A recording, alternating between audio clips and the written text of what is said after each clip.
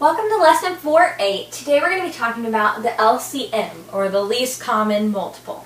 So what is the least common multiple and what is a multiple?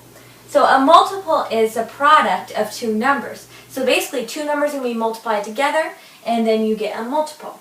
So basically anytime you're counting by twos or counting by fours or counting by fives, all of that you're listing the multiples of that number. So the multiples of 5 are 5, 10, 15, 20, 25. Because each of those, it's like 5 times 1 gives you 5. 5 times 2 gives you 5, or 10. 5 times 3 gives you 15. So basically that's what we're doing. We're talking about the multiples, listing the multiples of a number. Alright, so the least common multiple is the smallest number basically that two or more numbers have in common. So when you're listing all of their, like 2, 4, 6, 8, 10, when you're listing all of those multiples and you're comparing it with another number, what is the smallest number that they have in common? That's what we're looking for. So an example of finding the least common multiple of 6 and 10. This is how it would look. You'd write 6 and you'd write your 6 times tables. You'd have 6, 12, 18, 24, 30, 36. And then 10, you would have 10, 20, 30, 40, 50, 60, etc.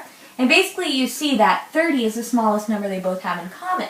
Now, look for those special keys or whatever, like if you're multiplying, if you're trying to figure out, you're listing all the multiples of 6, and you're trying to figure out what number is also a multiple of 10, you need to look for a number that ends in 0, because you know all of 10's multiples end in 0. So try to look for those little tricks to kind of make it a little quicker. Like if you were trying to find a number, multiples between 6 and 5, you could look for a number that ends in 5 or 0 to see what number they have in common. So just try to look for those tricks. So let's go ahead and do a few examples. Alright, let's look at example number 1. We are looking for the least common multiple between 4 and 14. So let's go ahead and start with 4 and start listing our multiples. So we have 4, we have 8, 12, 16, 20, 24, 28, etc. Now when you have 14, let's go ahead and list the multiples of 14. We start with 14, then 28, and then I'm going to go to the next number, but I realize that 28 is also a multiple of 4. So 28 would be the LCM. Alright, let's go ahead and look at number 2. We're looking for the multiples of 12 and 15. Now this one's a little more difficult because of the fact that you can't just come up with it quickly off the top of your head. But let's go ahead and try to list some of the 12's times tables. So we have 12, 24, 36, 48, 60, and then etc. Then let's go ahead and list some of 15 and see if we come up with any one that goes with these. So we have 15, 30, 45, 60.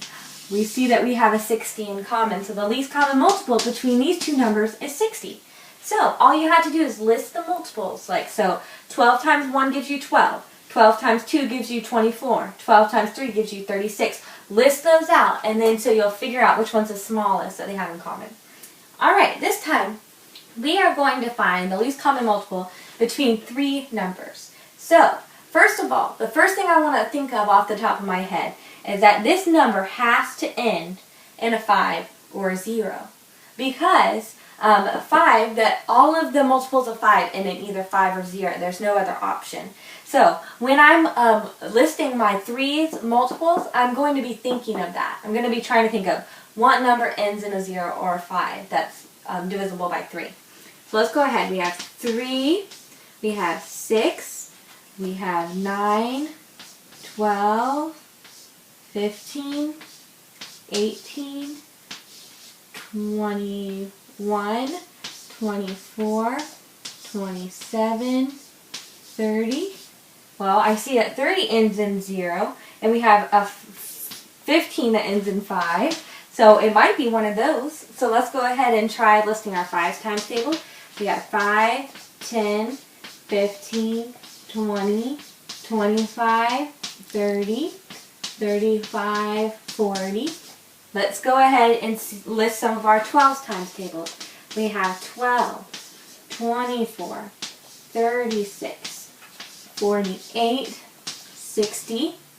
Ooh, I see that 60 ends in 0. And let me see. I know for sure that 5 goes into 5 times something gives you 60. 5 times 12 gives you 60. And then 3. Is 3 divisible by 60? If we have 6 plus 0, we'll have 6. And 3 can be divided by 6. So we know that 60 is one of the times table, or one of the multiples of 3.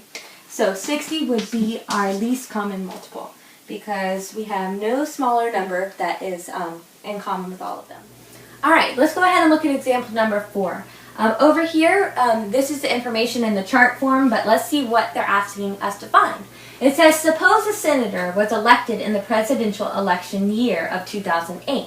So basically, while the presidential election is going on, he was elected as a senator. Okay, so in what year would he or she campaign again during a presidential election year?